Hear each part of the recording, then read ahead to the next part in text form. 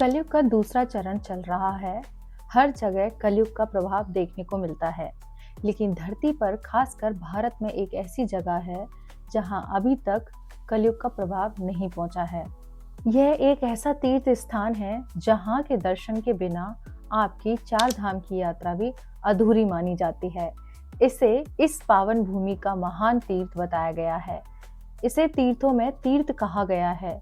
इसका वर्णन वेद पुराण से लेकर हर हिंदू धर्म ग्रंथ में मिलता है। श्रीमद् भागवत, महापुराण, महाभारत, वायु पुराण, वामन पुराण, पद्म पुराण, शिव पुराण, देवी भागवत पुराण, यजुर्वेद का मंत्र भाग, श्वेताश्वर उपनिषद, प्रश्नोपनिषद, अग्नि पुराण, गरुड़ पुराण, स्कंद पुराण, विष्णु पुराण, कालिका तंत्र, कर्म पुराण, शक्ति यामल तंत्र, श्री रामचरितमानस, योगिनी तंत्र, इन सभी ग्रंथों में इस स्थान का उल्लेख मिलता है। ये वही स्थान है जहां महापुराणों की रचना हुई। महाभारत काल में युधिष्ठिर और अर्जुन भी यहाँ आए थे। इतना ही नहीं, प्राचीन काल में 88,000 ऋषि मुनियों ने इसी स्थान पर कठोर तपस्या की थी, इसीलिए इसे तपोभूमि भी कहा जाता है। नैमिषारण्य का प्राचीनतम उल्लेख वाल्मीकि रामायण के युद्ध कांड में होता है। यहाँ उल्लेख है कि लव और कुश ने गोमती नदी के किनारे राम के अश्वमेध यज्ञ में 7 दिनों में वाल्मीकि रचित काव्य का गायन। नैमिषारण्य उत्तर प्रदेश के सीतापुरा जिले में स्थित एक पवित्र तीर्थ स्थल है।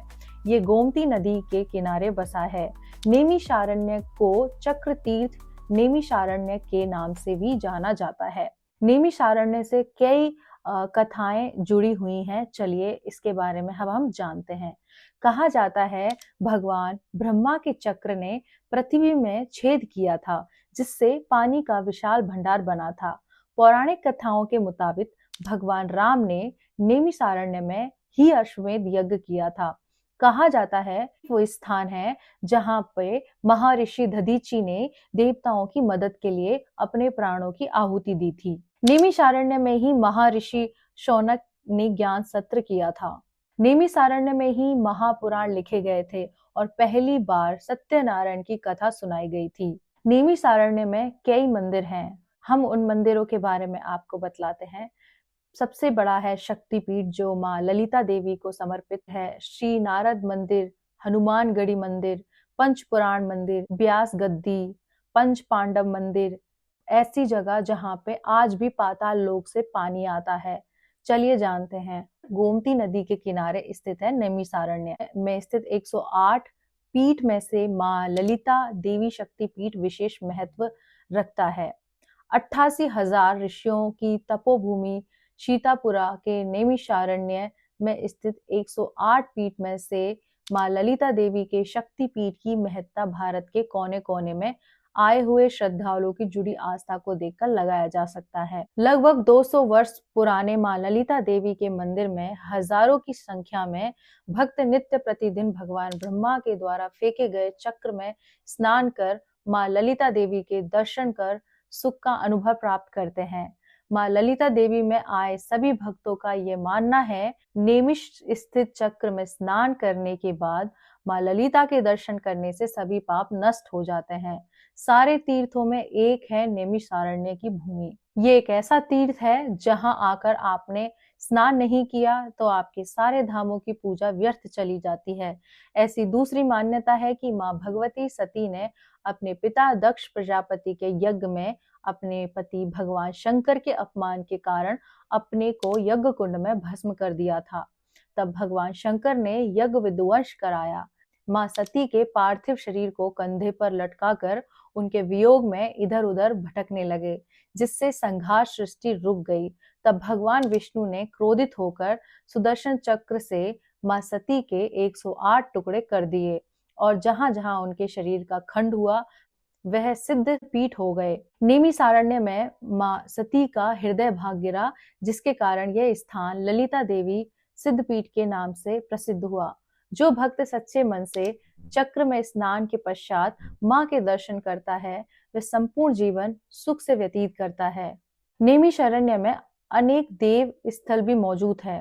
88,000 ऋषियों की तपोभूमि स्थली नैमिषारण्य शक्तिपीठ माँ ललिता देवी के अलावा हनुमानगढ़ी, देव देवेश्वर, वेद व्यास स्थली, रुद्रावर्त, माँ कालिका देवी, बहुत सारे देव स्थल मौजूद है। ऐसी मान्यता है कि अगर आप चार धाम की यात्रा पर गए हैं और वापस आकर नेमिषारण्य के पवित्र चक्र तीर्थ में स्नान नहीं किया हो तो आपकी यात्रा पूर्ण नहीं मानी जाती है।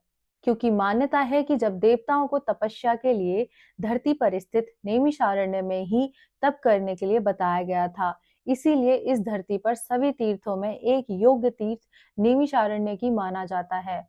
भारत ऋषि मुनियों की धरती कहलाता है। भगवान के अधिकतर अवतार भी इसी पवित्र व पावन भूमि पर हुए हैं। भारत की सनातन संस्कृति में नेमिषारण्य को तीर्थ अथवा पावन धाम के नाम से जाना जाता है। इस तीर्थ का वर्णन बहुत सारे धार्मिक ग्रंथों में भी मिलता है। उत्तर प्रदेश के सीतापुरा जिले में गोमती नदी के तट पर यह अवस्थित है। यह स्थल 88,000 की तपोस्थली रहा है। जब ब्रह्मा जी ने पृथ्वी का विस्तार करना आरंभ किया तो मनु शत्रुपा को धरती के विस्तार का कार्यभार सौंपा। उन्होंने यहाँ 23 वर्षों तक कठोर तपस्या की। इसी तपोभूमि पर ही ऋषि दधीची ने लोक कल्याण को ध्यान में रखते हुए अपने वैरी देवराज इंद्र को अपनी अस्थियां दान की थी। ये संसार का सबसे बड़ा दान माना जाता है। भगवान वेद व्यास ने यहीं पर वेदों, शास्त्रों और पुराणों की रचना की थी।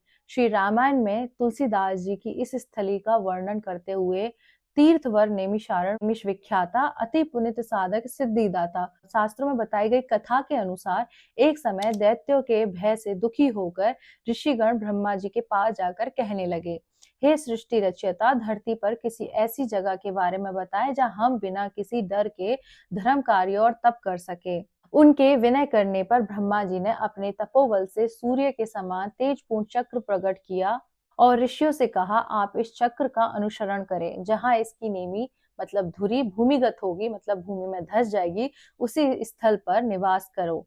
चक्र की गति बहुत तेज थी। एक सरोवर के पास जाकर वह उसमें लीन हो गया।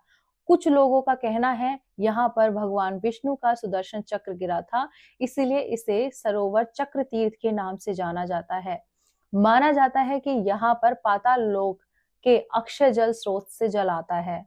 नेमिषारण्य के प्रमुख आकर्षण केंद्र और कौन कौन से हैं, चलिए जानते हैं। चक्र तीर्थ, भूतेश्वर नाथ मंदिर, व्यास गद्दी, हवन कुंड, ललिता देवी का मंदिर, पंचप्रयाग, शेष मंदिर, क्षेम काया मंदिर, हनुमानगढ़ी, शिवाला भैरव जी का मंदिर, पंच पांडव मंदिर, पुराण मंदिर, माँ आनंदमयी, नारदानंद सरस्वती आश्रम, देवपुरी मंदिर, रामनुज कोट, अहोविल मठ और परमहंस गौड़ीय। मटकल युग के प्रभाव से बचने के लिए 88,000 ऋषि मुनियों ने एक स्थान पर रहकर तप किया था। ये स्थान उन्हें स्वयं ब्रह्मा जी ने उपलब्ध कराया था। मान्यता है कि इस स्थान पर सभी तीर्थों का वास रहता है, इसलिए इस स्थान की यात्रा के बिना आपके तीर्थ अधूरे रहते हैं। इस तरह से हमने आपको नैमिषारण्य के हर एक मंदिर के बारे में और उत्पत्ति के बारे में सब आपको बता दिया है। इसीलिए आपको ये जानकारी हमारी अच्छी लगती है, तो जितना हो सके इस वीडियो को लाइक करें, शेयर करें और हमें सपोर्ट करें। हर हर महादेव, जय शिव शंभो।